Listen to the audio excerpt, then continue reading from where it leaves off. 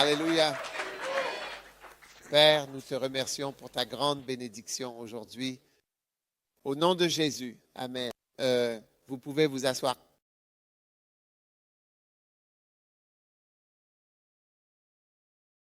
Alléluia. Combien de personnes sont à l'arrière et font quoi? Combien de personnes sont là en train de faire quoi? Êtes-vous nécessaire? Vous tous à l'arrière, il y a un monsieur en orange qui a... Et si vous ne faites rien là-bas, ce n'est pas une bonne pratique. Vous voyez, mais il y a des gens qui sont toujours occupés à courir partout. Il manque toujours beaucoup de choses importantes. Vous comprenez? Ouais. Alléluia. Super. Maintenant, je veux juste un peu vous parler de ce que j'appelle le beau métier. Donc, ce métier magnifique et fascinant. Je suis sûr que vous comprenez maintenant clairement de quoi il s'agit, de ses particularités et de ses défis. Ce n'est pas la comptabilité, c'est le pastorat. Amen. Donc, dans ce métier, il y a 7 parties distinctes à considérer. Chacune de ces parties joue un rôle important et contribue au fonctionnement global. Numéro 1, le beau, important et essentiel métier d'être un fils. Oui, c'est un métier. Puis-je avoir un peu de volume? Parce que je n'entends pas grand-chose là où je suis. Donc, je ne sais pas si vous voulez nous donner un peu de son ici. D'accord? Le beau métier d'être un fils.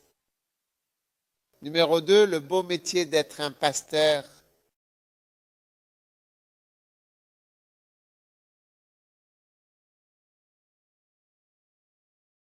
D'accord? Numéro 3, le beau et noble métier de combattre, devenir un combattant courageux et déterminé. Numéro 4, le beau métier de devenir un olivier, symbole de paix et de longévité. Numéro 5, le beau métier de montrer le chemin. Devenir un leader influent qui inspire. Numéro 6, le beau métier de devenir spirituel qui est souvent très enrichissant et fascinant. Numéro 7, le beau métier de devenir un homme sage ou devenir sage comme un serpent. Pas facile d'être aussi sage que des serpents. Vous remarquerez qu'il n'y a pas de lions dans cette région, mais il y a des serpents. Il n'y a pas de tigres, mais il y a des serpents. Il n'y a pas d'éléphants, mais il y a des serpents. Amen. Les serpents sont les prédateurs les plus réussis sur Terre. Les prédateurs sont des animaux qui chassent et tuent d'autres animaux. Et les serpents sont les plus réussis. Ils ont plus de succès que les lions. Ils ont plus de succès que les tigres. Et ils ont plus de succès que tous les autres prédateurs auxquels vous pouvez penser. Ils ont plus de succès parce qu'ils sont plus sages que tous les autres animaux. Donc, pour avoir autant de succès qu'un serpent, vous comprenez, vous devez développer plusieurs clés et stratégies de sagesse qui vous rendent sage comme un serpent. C'est pourquoi Jésus a dit, soyez aussi sage qu'un serpent. Alors, j'espère qu'un de ces jours, je pourrai expliquer tout cela. Amen. Maintenant, commençons d'abord par explorer le beau, noble, fascinant, enrichissant, gratifiant et épanouissant métier de devenir un fils. D'accord? Alors, qu'est-ce qu'un fils?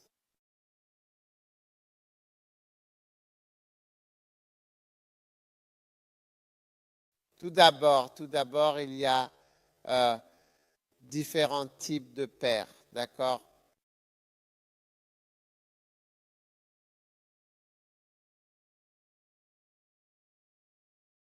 Que vous devez reconnaître et avec lesquels vous devez vous sentir à l'aise. Vous êtes avec moi. J'ai oublié ton nom. Samuel. Vous devez vous sentir à l'aise avec les différents pères, que ce soit des pères biologiques, adoptifs ou même des figures paternelles, parce que nous tous, n'est-ce pas? Nous sommes venus dans ce monde de manière très différente et dans des circonstances qui varient grandement d'une personne à l'autre. C'est une très petite fraction de personnes qui ont la chance d'avoir à la fois un papa et une maman, ainsi que des enfants dans la famille, vivant ensemble sous le même toit. Il y a papa, voici maman, et ici, 3 enfants ou 4 enfants ou 2 enfants, ou peu importe. Et ils vécurent heureux pour toujours. Et puis les enfants se marient et ils ont aussi des petits-enfants. Et les petits-enfants viennent à la maison pour rendre visite à papa et maman. C'est l'idéal. Mais ce n'est pas courant. Ce n'est pas courant, ce que vous devez réaliser. Si vous ne réalisez pas cela rapidement, vous allez mal comprendre ce qui se passe dans la vie. Tu comprends?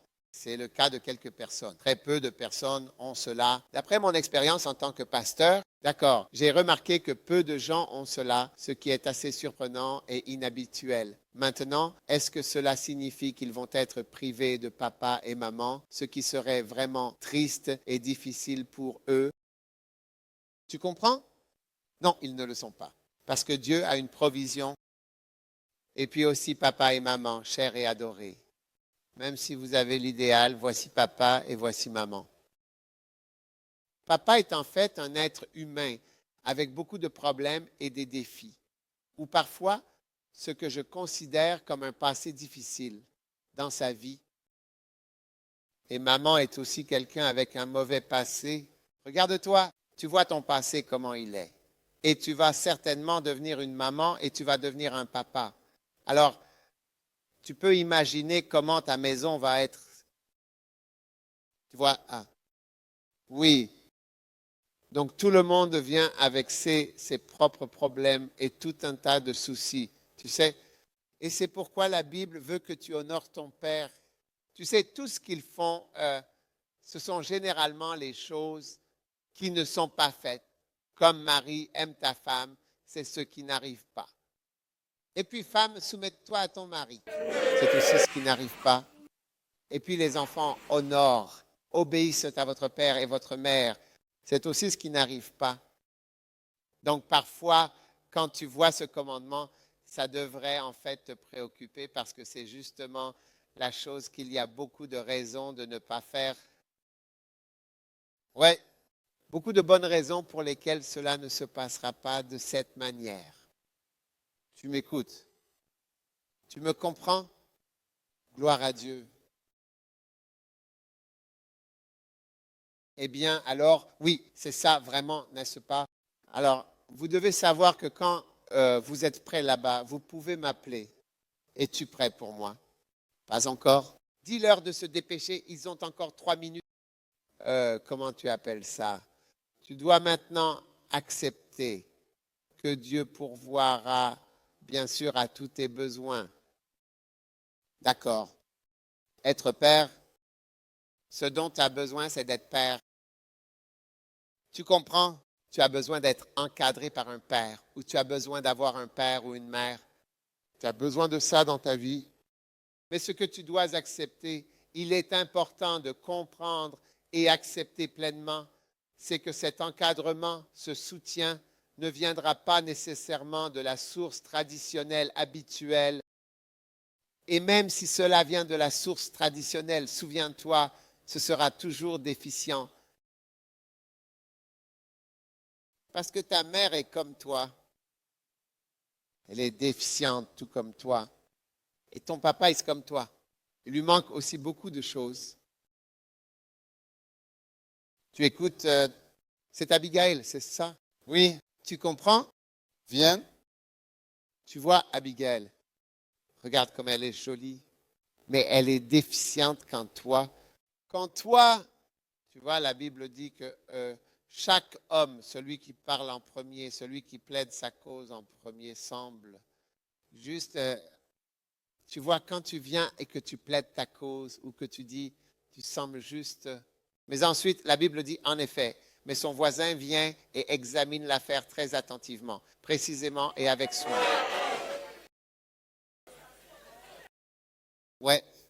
Alors tu vois juste la personne, elle vient et elle plaide sa cause juste par sa présence et son beau visage. Continue de regarder droit devant pour qu'il voie à quel point tu es gentille. Tu comprends? Elle semblait juste ou semblait bien, mais son voisin curieux et intéressé vient et examine l'affaire. Puis le voisin viendra te dire que celle-ci, elle est très lunatique. Celle-ci, elle n'aime pas cuisiner. Celle-ci, elle est très querelleuse. Son voisin vient et examine précisément et soigneusement l'affaire. Ouais. Donc, comme tu te vois, tu es déficient dans certains. Il y a des choses que tu ne sauras peut-être jamais. Limité. Quand tu te maries, tu vois que tu es déficient. D'accord, moi, chérie, assieds-toi. Tu es béni. D'accord. Donc, je t'explique que même si tu avais, par exemple, une maman et un papa traditionnels qui pouvaient faire beaucoup de choses pour toi, d'accord. Je me souviens encore que j'avais un père et une mère.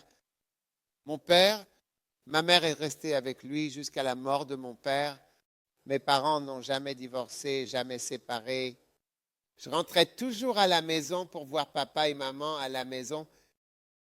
Ouais, ils ont vécu ensemble, ensemble pendant de nombreuses années, jusqu'à la mort de mon père. Mais je n'ai jamais connu le Christ.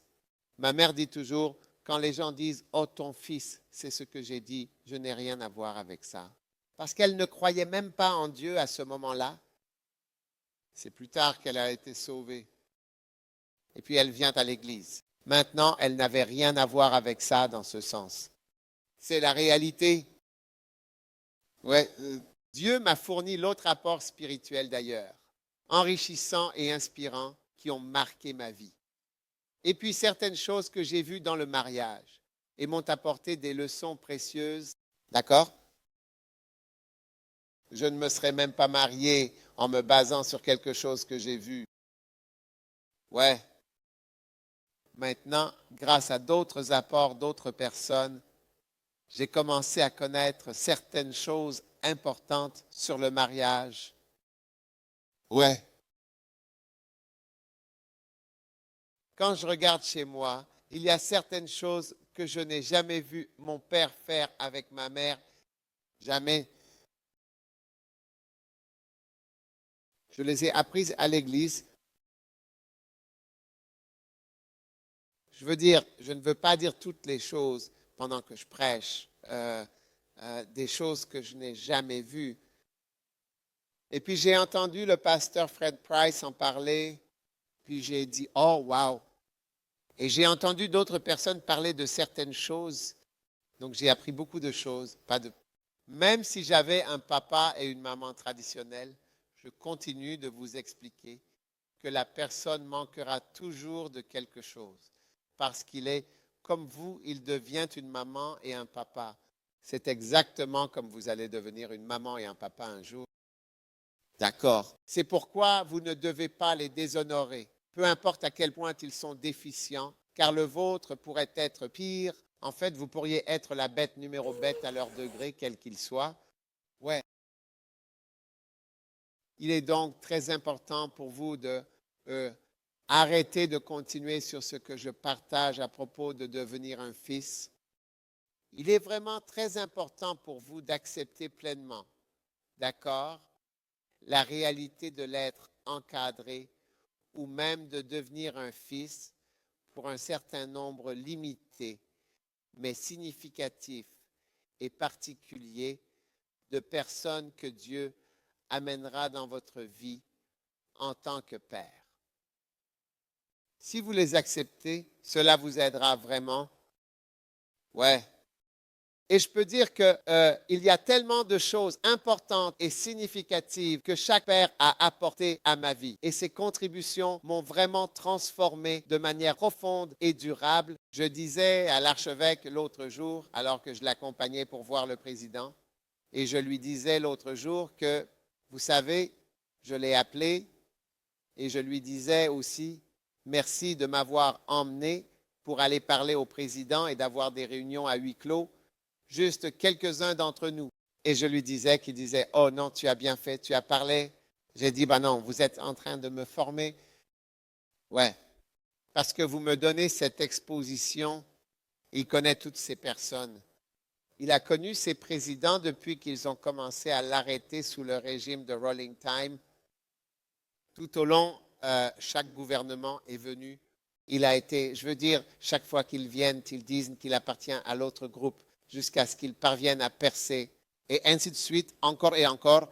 C'est comme ça. Donc, il a été avec celui-ci, celui-ci, celui-ci, Rollins, Kouffo, Mills, tous. Ils ont tous été là depuis l'année dernière, depuis 1979. Tu comprends?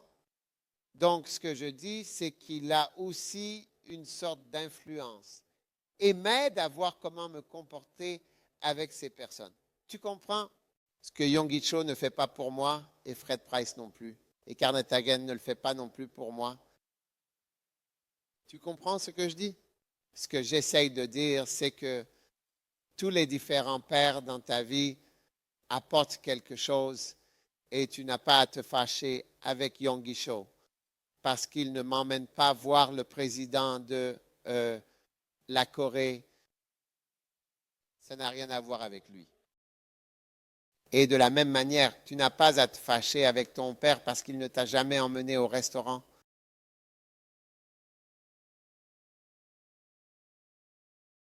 Ouais, ben, ton père ne t'a jamais emmené. Combien de pères ne vous ont jamais emmené dans un restaurant pour vous asseoir? Levez la main. Jamais vous emmener dans un restaurant chinois. Combien parmi vous, la famille de votre père ne vous a jamais emmené dans un restaurant français? Combien d'entre vous, votre père ne vous a jamais emmené dans un restaurant italien?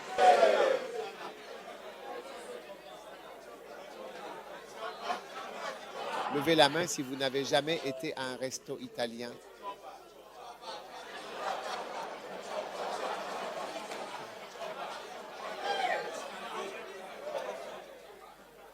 Ouais, un jour j'étais avec certains de mes pasteurs ou fils ou peu importe comment tu veux les appeler.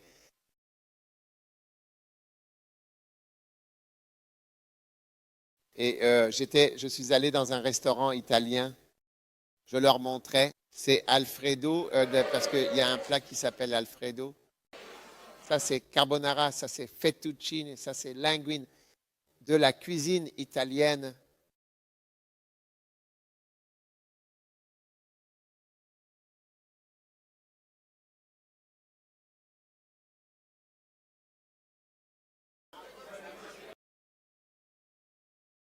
Ouais, ça, c'est vraiment comme des tagliatelles. Donc, tu n'as peut-être pas ton père et tu n'as pas à te fâcher avec lui parce qu'il ne t'a pas emmené, car Dieu pourvoira d'une manière ou d'une autre pour la formation globale.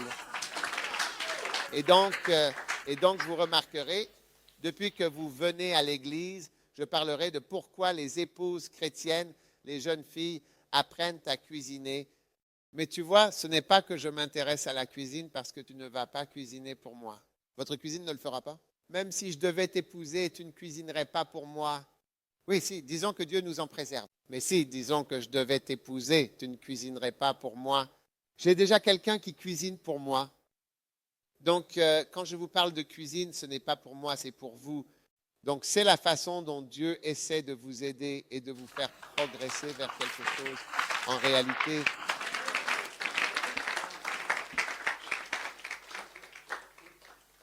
J'espère que vous comprenez ce que j'essaie de dire. Donc, il y a un acte simple mais fondamental, d'être un fils ou une fille, un rôle que chacun joue dans sa. Et c'est ce que j'essaie de vous expliquer pour que vous profitiez pleinement de tout ce que Dieu vous donne. Parce que dans cette église, comme vous êtes ici au camp et tout ça, pensez-vous que je vous ai amené? Vous n'êtes jamais venu dans un endroit comme celui-ci auparavant. Dis la vérité. Oui, donc j'éclaire certainement vos yeux. Absolument, bien sûr.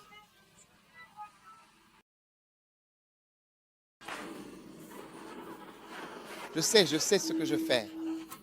Je sais ce que je fais. J'aurais pu juste trouver un endroit peut-être un peu plus approprié. Nous aurions pu avoir cette réunion à Colegono, à l'autre endroit, vous savez, là-bas, comment appelez-vous ça? L'autre, justement, en quelque sorte. La salle Robert en dessous aurait facilement pu s'y installer. Ça n'aura pas un certain effet sur vous. C'est pourquoi je vous ai amené ici. Nous allons faire une pause café pour que vous compreniez ce qu'est une pause café.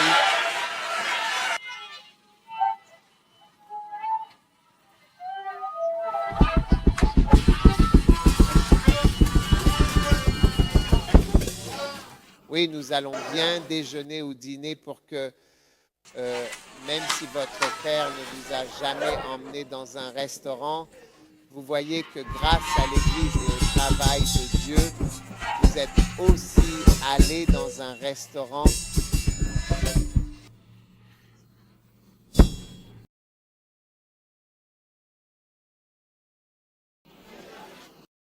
Vous écoutez, asseyez-vous.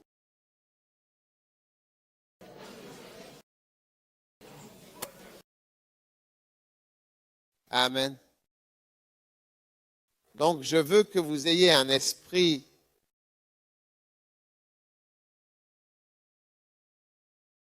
Amen. L'art de devenir un bon fils, un fils exemplaire, un fils attentionné. D'accord? Et vous devez d'abord bien comprendre les différents types de fils que vous pouvez être dans diverses situations. Une personne peut être un fils. Donc, numéro un, vous pouvez être un fils pour votre Père céleste. Amen. Waouh. Vous pouvez être un fils pour qui? Pour votre Père céleste, qui est dans les cieux. Amen.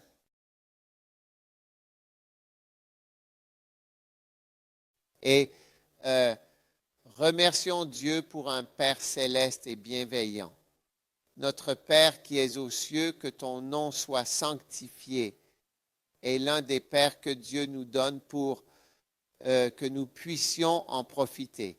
C'est un Père au ciel. Il est le véritable Père, qu'il n'y a absolument personne qui se compare. Donc, quand tu chantes vraiment cette chanson à ton bien-aimé, il n'y a en fait personne comme toi. Tu chantes en réalité la mauvaise chanson à ton bien-aimé. C'est une erreur.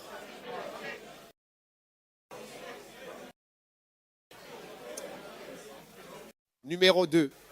Vous pouvez certainement être un fils pour votre Père en Christ. Vous pouvez vraiment être un fils. Vous êtes un fils pour quelqu'un qui vous a amené à Christ. Grâce à cette personne, vous êtes venu à Christ. Amen. D'accord? Grâce à cette personne, vous êtes venu à Jésus-Christ. Alléluia. Est-ce que tu écoutes? Grâce à cette personne, tu es venu au Seigneur et je suis venu au Seigneur à travers qui que ce soit. Ce n'est pas le cas. Parfois, tu ne peux pas voir qui est ton Père. Un jour, j'ai entendu quelqu'un insulter une autre personne et il a dit, tu es le fils de 1000 pères. Ce qu'il disait, c'est que nous ne pouvons pas savoir qui est ton Père. Clairement, parce que tant de gens ont couché avec ta mère et nous ne sommes pas sûrs de qui est exactement ton Père. Donc parfois, la paternité est un peu vague. On ne peut pas dire qui est le Père. Et vous serez surpris, certains d'entre vous, si vous vérifiez votre groupe sanguin ou votre ADN, vous serez surpris que votre père n'est pas votre père. Parce que même si ta mère porte des vêtements et qu'elle a l'air très sainte, tu ne sais pas comment elle était à l'époque. Elle était sauvage pourtant. Et elle était jolie. Certaines de vos mères étaient plus gentilles que vous. Oui, elle était plus gentille que toi. Tu sais qu'elle s'est beaucoup plus calmée dans sa vie quotidienne depuis qu'elle a pris du poids, ce qui a eu un impact positif sur son comportement. Tu penses qu'elle n'a jamais été mince?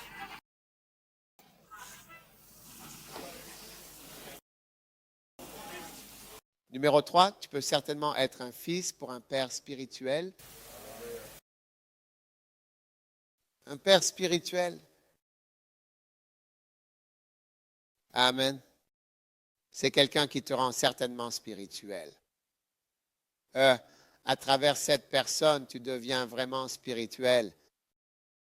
D'accord? Tu deviens spirituel. Maintenant, moi, je n'avais pas de père spirituel à ce moment-là. J'avais une mère spirituelle, Betty. Elle m'a introduit à toutes les choses importantes qui rendent une personne spirituelle. Temps de silence, Église. Elle m'a emmené à l'action. Elle m'a emmené voir les Calvary Road Singers. Elle m'a emmené à mon premier programme chrétien, m'a aidé à acheter ma première Bible. Tout ce qui est important. Et certains d'entre vous, en venant à l'Église, vous réalisez que vous êtes introduits à la spiritualité, à devenir une personne spirituelle.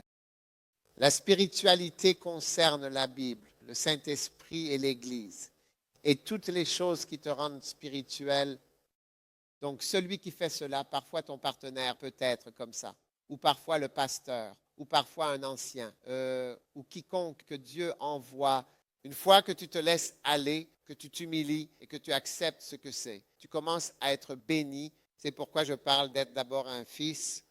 Très, très important. Tu sais, tu dois savoir comment être un fils. C'est pourquoi quand l'archevêque me parlait et me disait « Oh, merci », il disait « Oh, merci pour ton… » Je me suis appelé. J'appelais pour dire merci pour hier quand nous sommes allés voir le président. Et donc, j'ai dit « Non, non, non, non, merci pour votre partenariat. » Il a dit « Non, non, tu vois, tu dois savoir comment être un fils, pas être… Oh, nous sommes tous pareils. » Alors, nous sommes tous allés ensemble. Tu es homme de Dieu. Je suis homme de Dieu. Tu as une église. J'ai aussi une église. Mon église est plus grande que ton église. Arrête ça. Il y a une façon de se comporter qui te rend d'une certaine manière. Ouais.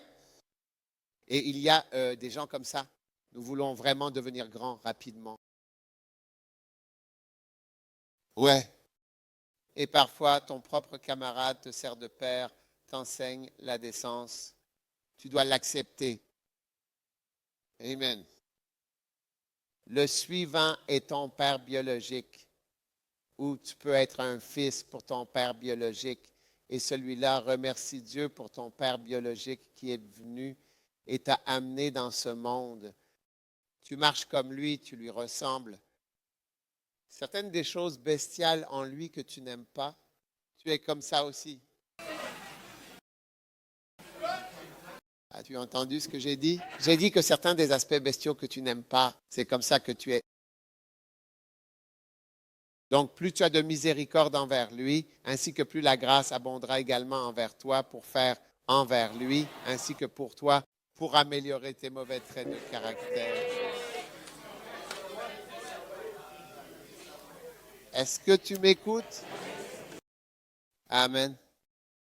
Très bien. Numéro 5, tu peux être quelquefois, en quelque sorte, un fils pour un père de substitution. Un père de substitution est quelqu'un qui est devenu ton père parce que ton vrai père n'était pas là. Peut-être que ta mère est devenue ton père. Donc ta mère était ton père et ta mère, parfois ton oncle ou quelqu'un d'autre dans le monde.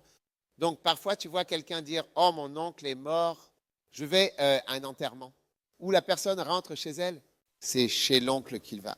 J'avais un ami, c'était surtout chez son oncle qu'il allait. Je n'ai jamais beaucoup entendu parler de son père.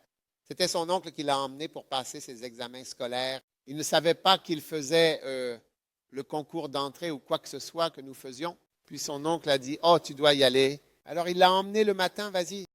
C'est comme ça qu'il est même allé à l'école et a fini par aller à l'école de médecine. Ouais. Donc il doit beaucoup à son oncle. Donc l'oncle joue un rôle, fait quelque chose que les pères font parfois pour toi. Si tu es une personne de l'Église, il peut devenir comme même comme si c'était comme un père biologique de substitution, tu vois. Et si tu ne l'acceptes pas, tu es un grand imbécile.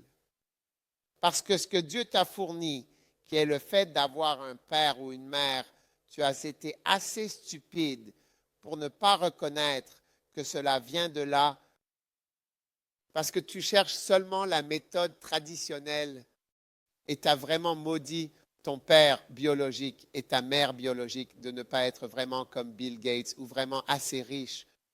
Vraiment, en effet. Parce que tous les pères ou mères ne sont pas de l'argent. Ouais, tu m'écoutes? Amen. Le suivant, c'est que tu peux être un fils pour ton beau-père. Tu peux être un fils pour ton beau-père. D'accord? Qu'en penses-tu? Tu peux être un fils pour ton beau-père. Par alliance? D'accord. Qu'est-ce que ça veut dire? Dieu te donnera des beaux-pères quand tu te marieras. C'est pourquoi tu ne devrais pas épouser un non-croyant, parce que quand tu épouses un non-croyant, comme Jésus l'a dit aux pharisiens, vous êtes du diable, votre père, donc ton père, la personne que tu épouses, ton père c'est le diable, maintenant tu vas l'épouser. Donc ça signifie que ton beau-père est le diable. Donc quand tu te maries, tu te lis en quelque sorte à un beau-père. C'est pourquoi tu ne devrais pas épouser un non-croyant. Tu dois épouser un croyant. D'accord. Qu'en penses-tu? Ouais. Donc, quand tu te maries dans une famille, le père de cette personne devient en quelque sorte un genre de... Et il peut devenir une bénédiction pour toi. Mon beau-père a été une bénédiction pour moi quand tu viens de Takoradi, quand tu viens d'Accra ou quand tu pars de Cape Coast, quand tu arrives à Mankassem et que tu tournes à gauche, tu vois sa maison sur la route principale, une grande maison verte avec une bannière et sa photo dessus. Il est enterré dans cette maison. Ouais, c'était un homme très riche. Et il est aussi devenu mon père. Et je suis devenu un fils pour lui. Et il disait souvent, tu sais, vraiment, je ne suis pas en fait ton beau-père. Je suis, tu sais, ton père qui vient de l'extérieur. Tu sais. Amen. Il disait souvent, avec une voix pleine de sincérité et d'amour, je ne suis pas ton beau-père ou en remplacement. Je suis ton père. Et dans cette relation spéciale, il m'a appris avec patience et beaucoup de choses importantes dans la vie, y compris à ne pas emprunter. Ouais, parce que quand je l'ai rencontré, tu sais, Dieu l'a utilisé pour m'enseigner certaines des choses plus importantes. Très importantes que j'utilise dans le ministère aujourd'hui. L'une d'elles était que quand je l'ai rencontré, tu sais, il conduisait une vieille voiture, mais c'était un millionnaire et c'était à cause du gouvernement qu'il n'achetait pas de voiture. Ouais, parce qu'il avait été harcelé par eux quand ils sont arrivés au pouvoir. Donc, il conduisait une vieille voiture, mais il avait beaucoup d'argent. Le jour où il a décidé d'acheter des voitures, il les a simplement achetées, nouvelles Benz, mais il est juste là-dedans. Elles étaient juste là comme ça. J'ai eu deux mariages. J'ai eu deux mariages. Pour les deux mariages, nous avons utilisé sa voiture. C'était toujours les derniers groupes à la mode. Ouais. Pour mon mariage. Et puis 10 ans plus tard, il conduisait toujours les plus récentes. À ce moment-là, il se permettait certainement de conduire ses voitures. Ouais. Quand il avait 80 ans passés, il construisait de grands projets. Donc, j'ai appris ça de lui, construire, toujours être en train de construire. Donc, tu vois, je suis toujours en train de construire quelque chose. Ouais. Et puis, construis jusqu'à ta mort. C'était riche, construis, commence à construire. J'aurais pu construire une maison quand j'étais à l'école, mais je ne le savais pas à l'époque. Je ne savais pas que je ne savais pas que je pouvais, que j'aurais pu acheter un terrain. J'aurais acheté un terrain sur la route des sprinters. Et tous ces endroits étaient des broussailles à cette époque. Je ne savais pas ça. Jusqu'à ce que quelqu'un te montre que tu peux construire, tu ne sauras pas que tu peux construire un jour d'Accra jusqu'aux montagnes, ce qui sera tout embouteillé avec des feux de circulation jusqu'à Abouri et tous ces endroits, tu ne les auras pas. Tu ne peux pas, même maintenant, tu ne peux pas l'avoir. Mais bientôt, tu ne pourras pas l'avoir à cause du trafic et de la ville. Pour devenir une ville, ouais, Accra se joindrait aux montagnes. Ouais. Ce que vous écoutez. Ouais. Donc, mon beau-père, il a enseigné avant de mourir. Il a envoyé chercher, a dit, dites à Dag de venir. C'était la dernière fois que je l'ai vu. Il a dit, viens maintenant. Et je suis allé. Quand je suis allé, il s'est assis et il m'a dit, c'est comme ça que je suis devenu millionnaire. Ouais. Il m'a raconté comment je suis devenu millionnaire. Il a tendu la main et a dit ainsi, je suis devenu millionnaire. Waouh! Ouais. Alors, beau-père, en tant que beau-père, il est important de ne pas rejeter et de ne pas dire simplement que c'est le père de mon mari. Il est également crucial de reconnaître qu'il est le père de ma femme. C'est aussi ton père. C'est aussi ton père. Peut-être que le Seigneur utilise cette situation pour vous transmettre un message en vous guidant sur le chemin que vous devez suivre. Amen. Donc, l'art d'être un fils. Ouais. Un jour, mon beau-père avait une maison qui était vraiment vide. Et je voulais absolument qu'un de mes pasteurs aille habiter dans la maison. Je suis allé le voir et il aurait pu donner la maison. Il a dit non, non, non, non. Il ne donnera pas la maison. Donc, il ne l'a pas fait. Je n'étais pas du tout content. Mais plus tard, je regardais. L'homme est très sage. Il ne veut pas de problème. Certains problèmes. Ouais, mais tu ne saurais pas, ouais, les problèmes que tu pourrais avoir. Certains d'entre vous disent, je vais faire des affaires. Je fais des affaires avec mon ami. Je fais des affaires. Ton problème vient davantage de prêter de l'argent pour ça. Prêter de l'argent, non, il était sage. Il a dit, quand mon bâtiment est là, il ne respire pas, il ne boit pas, il ne fait rien. Il est juste là. Ouais, il ne respire pas, il ne boit pas, il ne mange pas. Il est là, je n'ai aucun problème. Un jour, je voyageais, je faisais des affaires. Le transport, je me suis inspiré de lui. Et il a dit, tu vas à Londres, garez votre voiture, garez votre camion avant de partir. Je dit, non, non, non, j'ai un bon chauffeur. Il a dit, non, non, garde ton camion. Il a fait des affaires dans le transport. Il avait des articulés avec des radios blanches. À cette époque, des hommes blancs travaillaient pour lui. Oui, avec des radios, la communication radio. Des blancs travaillaient dans son entreprise. Ouais. Et il m'a dit, je n'ai qu'un seul camion. Et il me conseille de reculer mon camion. Mais tu sais mieux, parce que tu es jeune, tu penses que ce que tu sais, dans ton cas, ça pourra vraiment contourner le problème.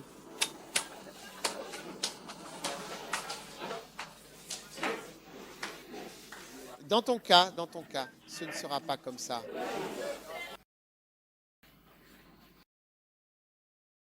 Je lui ai dit que j'ai un chauffeur.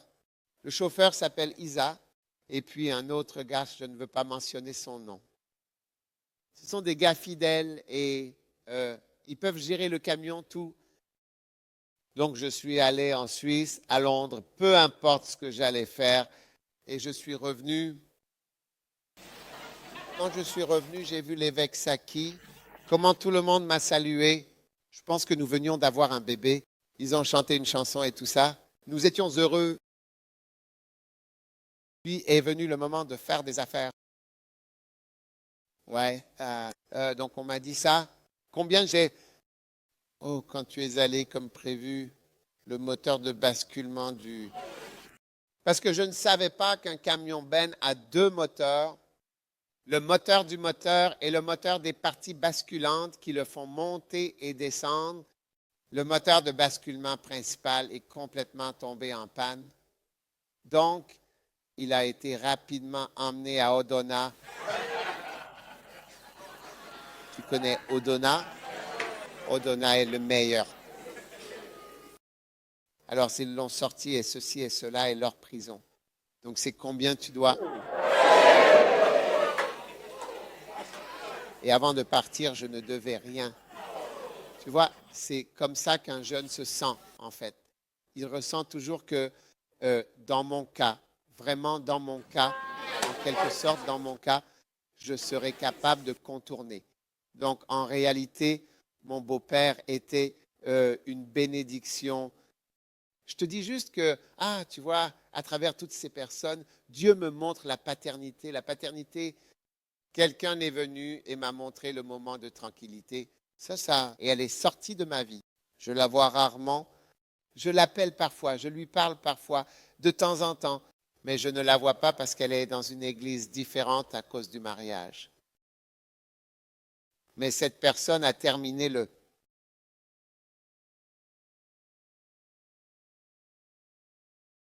Mais elle reste toujours spéciale pour moi à cause de l'impact. Ouais, puis une autre personne vient et termine. Alors maintenant, pour certains d'entre vous, Dieu m'a amené dans votre vie pour jouer un certain rôle. Tu dois accepter tous les différents aspects. Tu vois, comme quand tu écoutes un camp, tu entends différentes choses. Ce n'est pas seulement comment y aller. Je n'ai pas encore commencé à visiter ou à rassembler. Non, non, non. Nous parlons de choses pratiques. Surtout dans ton cas, comment tu penseras en tant que jeune personne? Ne pense pas de cette façon. Ça s'applique à toi. Ouais. Tu écoutes. D'accord. Le prochain, c'est bien sûr, évidemment, ton père. Tu peux être un fils pour le père d'une église, ainsi également. Tu peux être un fils pour le père d'une église. Par exemple, cette église est une église et il y a un père d'église. Le père de l'église est le fondateur qui fait exister l'église. Donc, c'est différent de tous les autres pasteurs. Tu comprends? Ouais. Tu peux avoir des pères. Tu as un père dans une église, le père d'une église, et puis tu as des pasteurs, des enseignants, des anciens, ainsi que plein d'autres. Mais le père de l'Église est en fait le fondateur. Donc en réalité, John Wesley est en effet le père de l'Église méthodiste. Tu comprends? Ou bien Duncan Williams, l'évêque Duncan Williams, est le père du ministère de l'action chrétienne, de la foi, bien qu'il y ait d'autres pasteurs. Oui, mais il est le père du ministère. C'est pourquoi il a pu voyager à l'étranger pendant environ 8 ans, je pense. Et il est revenu et a simplement repris son église. Oui, parce qu'à son arrivée, tu sais qu'il l'a fait. Le père de la reculé, recule. Le père est arrivé. Tu es un gentil pasteur. Tu es un gentil enseignant. Mais s'il te plaît, à gauche et à droite. Donc, le père a plus d'autorité. C'est pourquoi, quand le leader palestinien, Yasser Arafat, était là, il faisait beaucoup de choses qui n'étaient pas bonnes pour la Palestine.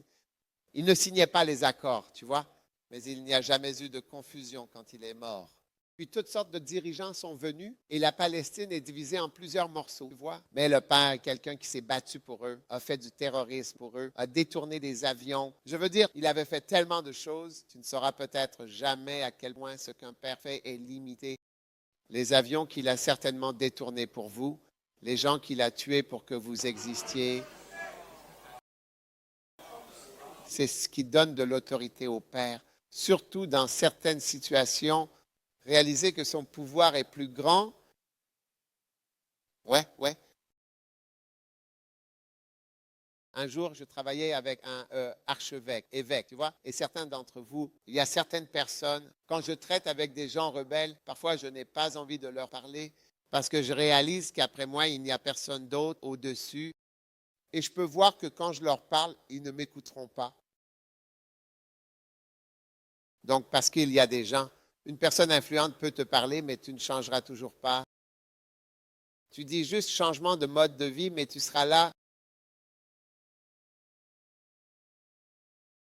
Mais si, comment tu t'appelles? Arabé. Du Kolebo. D'accord? Ouais. As-tu entendu parler d'Arabie Lucie?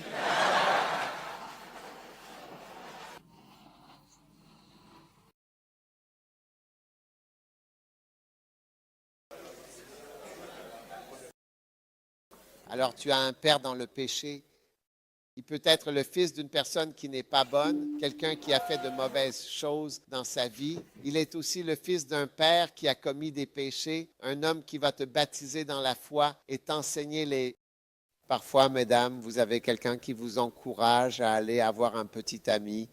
Va faire ça, va faire ça, t'enseigner, aller avec toi dans des endroits, aller avec toi en boîte, t'emmener pour avoir des petites amies, des petits amis, faire des choses. Parce que parfois, tu ne saurais pas jusqu'à ce que quelqu'un t'enseigne et te guide. Combien ont eu un père dans le péché avant qu'il ne vous enseigne? C'était quoi? Ça s'appelle comment? Faire des bêtises. Ton père dans le péché s'appelait faire des bêtises. Faire des bêtises. Qu'est-ce qu'il t'apprenait à faire?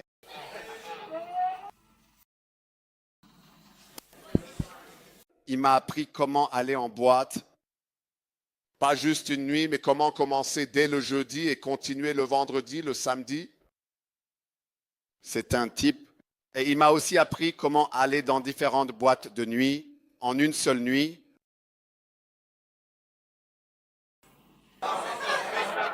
Faire des bêtises. Faire des bêtises. Il m'a aussi appris à fumer. Il t'a appris. Il m'a appris à fumer. Première année. Première année.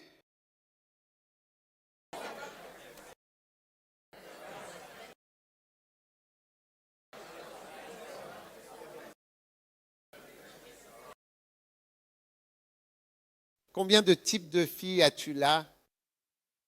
8. Tu devrais en avoir 9. Tu devrais en avoir 9.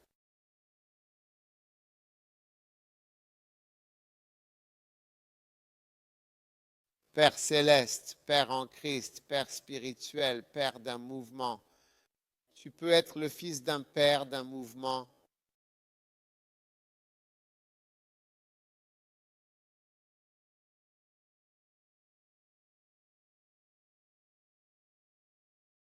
Oui, parfois il y a un mouvement comme le mouvement de la foi ou le mouvement de croissance de l'Église.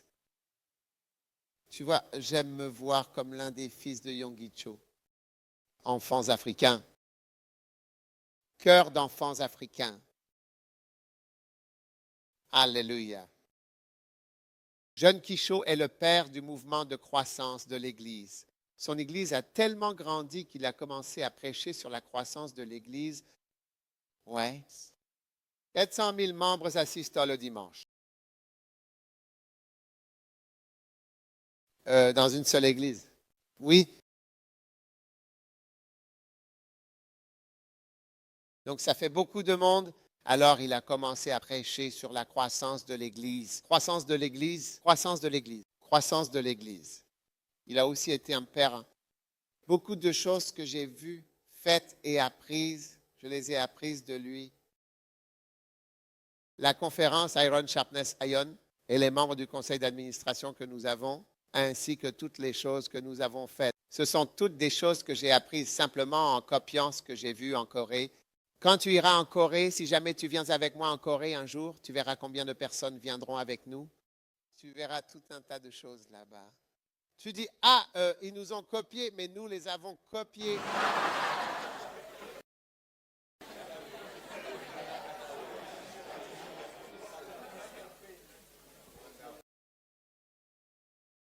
Amen. C'est incroyable. Et enfin, ton père qui travaille dans le ministère. D'accord. Le ministère, qu'est-ce que le ministère? Le ministère, c'est travailler pour le Seigneur. Oui, travailler pour Dieu. D'accord? Et être un serviteur du Seigneur. Beaucoup de gens deviennent des chrétiens occasionnels, mais peu nombreux sont ceux qui évoluent et deviennent des ouvriers pour le Seigneur.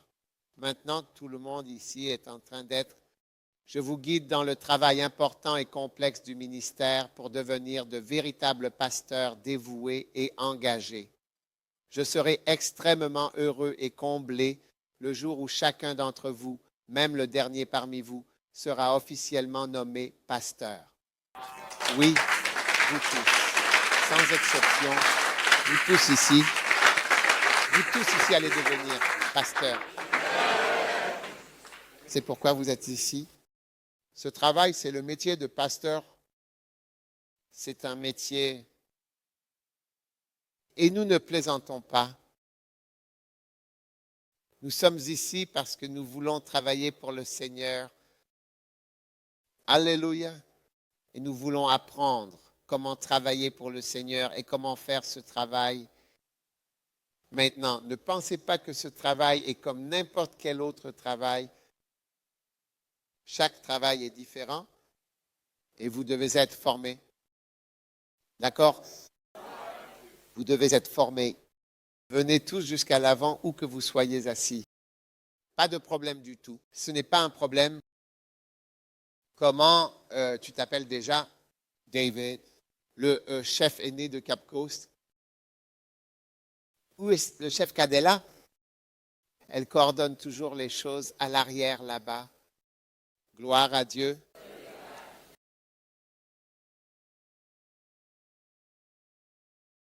Vous devenez tous des ministres. Vous devenez des pasteurs, des bergers. Certains deviendront plus lents que d'autres parce que chacun avance à son propre rythme, à son propre chemin. Certains sont flegmatiques. Je suis allé dans un château en France.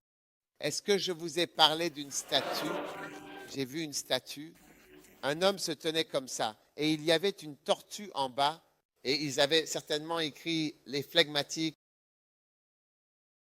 Cela signifie le flegmatique 1600 et quelque chose.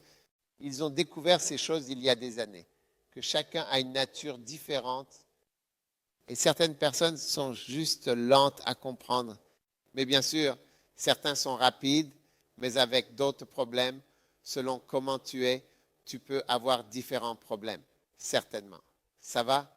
Donc, l'une des fondamentales choses dont vous aurez besoin pour devenir pasteur ou devenir. Faire ce beau travail, c'est devenir un fils. Un fils? Où est Cadella maintenant? Elle est toujours à l'arrière en train de travailler. D'accord? Gloire à Dieu. D'accord? Maintenant, et je dis que vous devez vraiment, sincèrement et profondément devenir un bon fils de la personne ou de la caricature que Dieu, dans sa sagesse infinie, a choisi pour que vous soyez sous son aile protectrice. Et cela, en soi, avec le temps et la patience, fera de vous, sans aucun doute, le meilleur pasteur que l'on puisse imaginer. Juste ça. C'est vrai. Je vais le dire encore une fois. Je vous ai donné les 7 dimensions de ce beau travail, n'est-ce pas? Devenir quoi?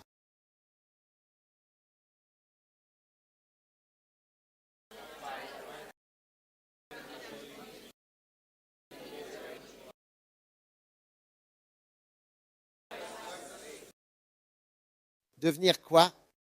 Être un homme sage. Ferme la porte, s'il te plaît. La porte doit toujours être fermée. La porte doit toujours être fermée.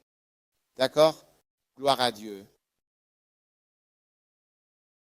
D'accord. Maintenant, vous écoutez bien sûr et très attentivement. Ce que je dis, c'est vraiment que, et je vais le répéter peut-être 100 fois pour que vous puissiez le comprendre, être simplement un bon fils vous permettrait vraiment de faire le travail que vous êtes censé faire correctement, honnêtement et efficacement. C'est tout? Être une bonne fille ferait de vous une bonne travailleuse, un bon travailleur. C'est tout, parce que c'est travailler. Nous travaillons et c'est magnifique. Travailler. Combien d'entre vous ont entendu parler de travailler? Tu vas travailler à Londres. Tu travailles à Londres. C'est ce qu'on disait. Travailler. Donc, nous parlons de beau travail. Vous allez tous devenir ministres et vous pouvez tous devenir un bon ministre. Il y a tellement de choses intéressantes et enrichissantes que vous pouvez apprendre dans la vie, mais peut-être même que la plus simple et le plus important est de devenir un bon fils.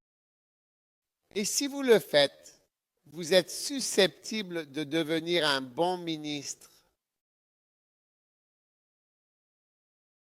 Parce que si je regarde ce que Dieu m'a béni avec dans le ministère envers les pères, les choses que je fais qui fonctionnent, ce sont les choses que j'ai bien copiées, ce sont celles qui fonctionnent. Tout chez moi est de copier ou de suivre quelque chose que j'ai vu. Vous comprenez? La plupart des choses sont comme ça.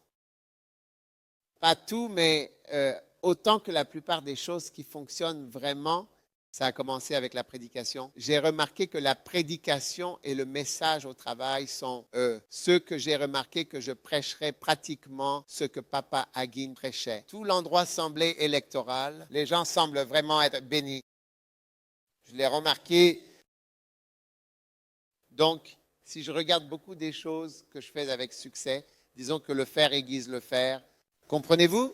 Toutes les choses, le conseil, ceci, cela. Donc, c'est comme jeune. Il a choisi la conférence pro. Je le répète juste ici en Afrique. Même idée, même tout pareil. C'est incroyable. Il suffit de venir une fois, vous le verrez. Donc, j'ai emmené la plupart, presque tout le monde qui a travaillé avec moi. J'ai déjà été avec la personne en Corée et j'essaye souvent de les emmener plus d'une fois en Corée. Ouais, allez, on y va. On se promène et on erre dans l'endroit après la conférence. On erre dans tout l'endroit. Monte, descends, va ici, va là. Juste se détendre sur place et ressentir une inspiration. Ouais. Donc, juste être un bon fils ou une bonne fille, parce que les filles, vous savez, peuvent aussi certainement devenir très, très, très grandes dans le ministère, très, très certainement. Les filles, vos problèmes seront juste différents, mais ce sera la même fécondité, juste des problèmes différents. C'est comme faire, je veux dire, des maths et des sciences. Les questions ou les problèmes que vous résolvez dans un devoir de maths sont des problèmes. Et le gars qui est assis à côté en train de résoudre des problèmes de sciences, lui aussi résout des problèmes. Ce sont juste des problèmes différents. Chacun de ces problèmes. Si vous faites des arts, vous résolvez des problèmes. Il vous demande ce qu'est ceci et cela. Discutons. C'est un problème. On demandera à l'homme de science de calculer certaines choses en physique et ainsi de suite. Densité, poids, volume, vitesse. Et celui-ci se voit demander de discuter. La Révolution française a été causée par la pénurie de pain. Discuter. Et c'est son problème. Pas moins de 4 pages. C'est ce sur quoi ils écrivent. Et pas moins de 4 pages.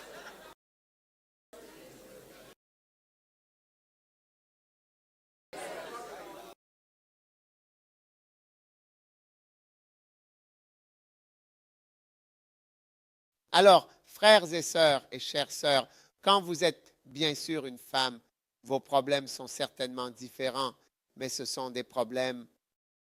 Quand vous êtes un homme, vos problèmes sont aussi différents, mais ce sont des problèmes. Mais dans les deux cas, si vous obtenez un A, vous avez un A et vous avancez. Puis-je avoir un Amen? Donc, être un fils, juste être un fils ou être une fille peut vous faire réussir. Amen. Es-tu là? Levez-vous, tout le monde.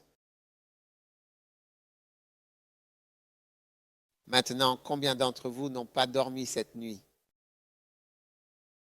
Pourquoi avez-vous été amené ici sans dormir? Qu'est-ce qui s'est passé la nuit dernière? Hein? Pardon, je n'ai pas bien entendu.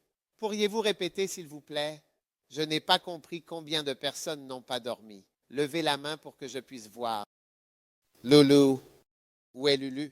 Vous ne pouvez pas organiser des gens qui n'ont pas dormi la nuit pour que je leur parle. Je ne peux pas parler à des gens qui n'ont pas dormi.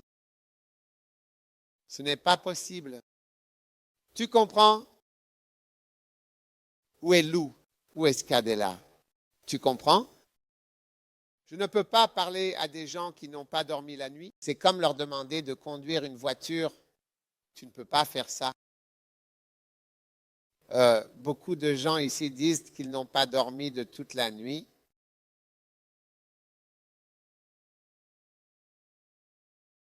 Alors, je ne sais pas comment je vais leur parler. Tous ceux qui n'ont pas dormi, levez la main.